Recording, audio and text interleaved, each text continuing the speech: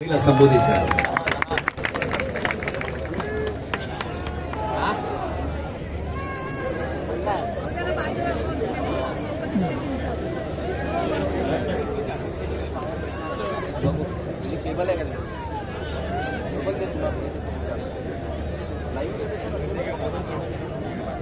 मैदानावरील छत्रपती शिवाजी महाराजांच्या पुतळ्याला वंदन करून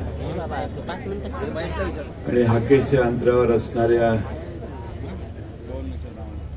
भारतीय घटनेचे शिल्पकार डॉक्टर आंबेडकर यांच्या चैत्यभूमीच्या स्मारकाचं स्मरण करून आणि तिथून पुढं श्री सिद्धिविनायकाला नमन करून मी आपल्या सर्वांचे या शिवशक्ती सभेचं स्वागत करतो. आणि या निमित्ताने उपस्थित असणारे आपल्या सर्वांचे नेते उद्धव बाळासाहेब ठाकरे आणि राजजी ठाकरे, आमचे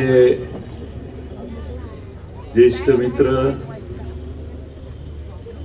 संजय राऊत साहेब, आणि मगाशी उद्धवजी आपण थोडे उशीर आला, पण एक अतिशय उत्तम भाषण मी आजपर्यंत कधी ऐकलं नव्हतं. एवढं सुंदर भाषण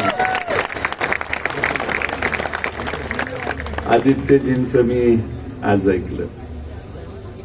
या मुंबईची नस काय आहे, मुंबईला काय हवं आहे आणि मुंबईला काय आपण देणार आहे, हे ज्या नेत्याला ओळ आणि ओळ, कोपरा आणि कोपरा माहित आहे, असे आदित्य ठाकरेंनी मगाशी बघितले.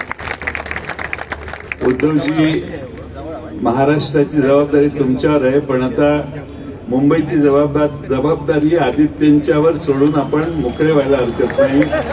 एवढी आदित्य ठाकरेंच्या मध्ये या मुंबईचा प्रश्न सोडवण्याची जिद्द आज निर्माण झालेली आहे. मुंबईत स्वर्गीय आदरणीय बाळासाहेब ठाकरे साहेबांनी शब्द दिला आणि त्या शब्दामुळं ही मुंबई मराठी माणसांची आहे, मराठी वासियांची आहे, ही भावना पूर्ण देशभर पसरली. त्याचं एकमेव कारण स्वर्गीय बाळासाहेब ठाकरे ते होते, म्हणून या मुंबईमध्ये मराठी माणूस स्वाभिमानानं ठामपणानं उभा राहिला. हे आजही महाराष्ट्रात कुणीही विसरता कामा नये. खरं म्हणजे मागचं पोस्टर बघून मला मनापासून आनंद होतोय. त्या दोघांनी बघितलं की नाही मला माहित नाही, पण हे मागचं पोस्टर बघून मला आनंद होतोय की भावकी एक झाली. मी कालपासून मुंबईतल्या अनेक प्रभागामध्ये फिरलो. लोकांना प्रचंड आनंद आणि उत्साह आहे की उद्धवजी आणि राजजी एकत्रित आले. याचा मुंबईकरांना एवढा आनंद यापूर्वी कधी झालेला नसेल. एवढा मोठा आनंद, प्रचंड आनंद या दोघांना एकत्रित बघण्यास आज मुंबईकरांना झालेलं आहे. आज इथं सगळं शिवतीर्थ भरलेलं आहे, पण महाराष्ट्रातल्या कानाकोपऱ्यातला माणूस टेलिव्हिजनवर बघतोय की हे दोन भाऊ एकत्रित आले, त्याचा मुंबईत आणि महाराष्ट्राच्या राजकारणावर काय परिणाम होणार. आणि म्हणून तुम्ही दोघं आलात, एकत्रित आलात, याचं पहिल्यांदा शरद पवार साहेबांच्या वतीनं मी आपल्या दोघांचं मनपूर्वक अभिनंदन करतो. आज खरं म्हणजे पवार साहेबच येणार होते, पण त्यांना जमलं नाही, त्याने मला यायला सांगितलं. खरं म्हणजे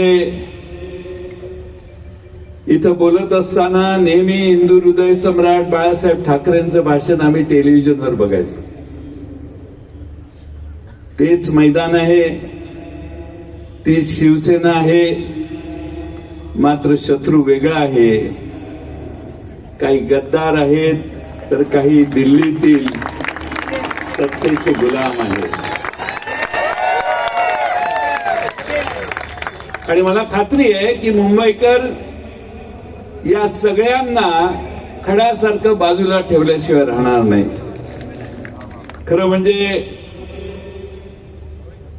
फार वर्षापूर्वी 19 जून 1966 ला याच शिवतीर्थावर शिवसेनेची स्थापना झाली. त्यावेळी इथल्या एका कट्ट्यावर माझे नेते आदरणीय शरद पवार साहेब यांनी त्यांची पहिली सभा कट्ट्यावर बसून भाषण त्यांचं ऐकलेलं होतं. दोघांचे संबंध अतिशय जिव्हाळ्याचे कायमचे राहिले. वेगवेगळ्या पक्षात जरी असले तरी मुंबईकरांच्या हितासाठी, मराठी माणसाच्या हितासाठी बाळासाहेब ठाकरे साहेबांचं नेतृत्व आवश्यक आहे, ही भावना महाराष्ट्रामध्ये पवार साहेबांनी कायम बाळगली. हे या ठिकाणी मुद्दामून नम्रपणाने मी नमूद करेन. आणि म्हणून हे मैदान नुसतं मैदान नाहीये, हे मैदान स्वाभिमानाचं मैदान आहे, आपल्या अभिमानाचं मैदान आहे आणि भावनेची नाळ जोडणारं हे मैदान आहे. आणि म्हणून याच मैदानावर ज्यावेळी शरद पवार साहेबांनी राष्ट्रवादीची स्थापना केली त्यावेळी त्यांनी देखील सुरुवात पक्षाच्या स्थापनेची याच मैदानावरून केलेली.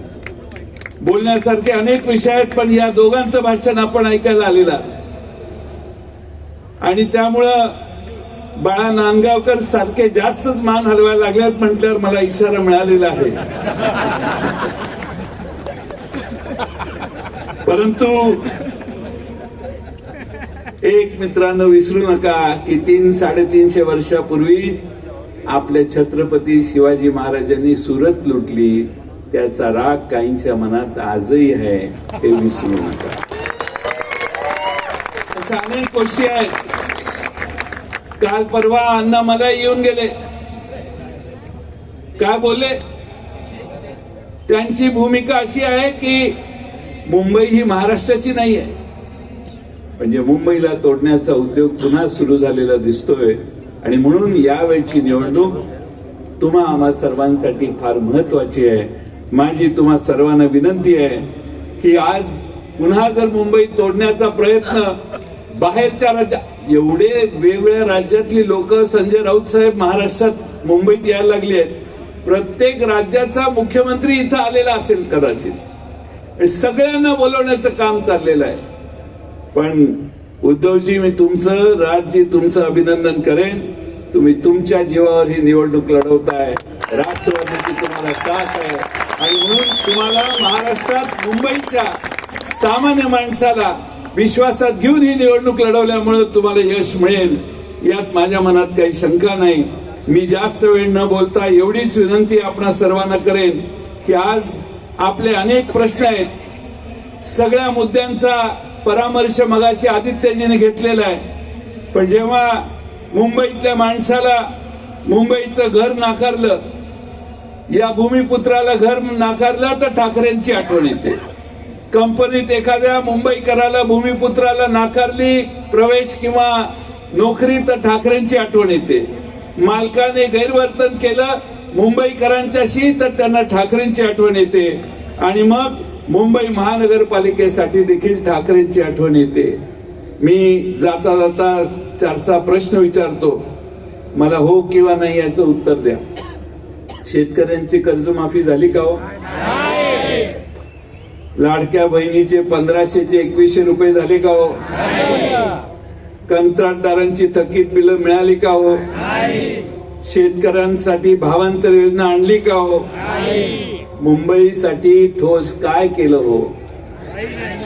मग आता मुंबईकर यांना मतदान करणार का? माझं काम झालेलं आहे. मुंबईचा महापौर ठाकरे बंधू ठरवतील, हा विश्वास मी व्यक्त करतो आणि आपल्या सगळ्यांची रजा घेतो. धन्यवाद. धन्यवाद पाटील साहेब.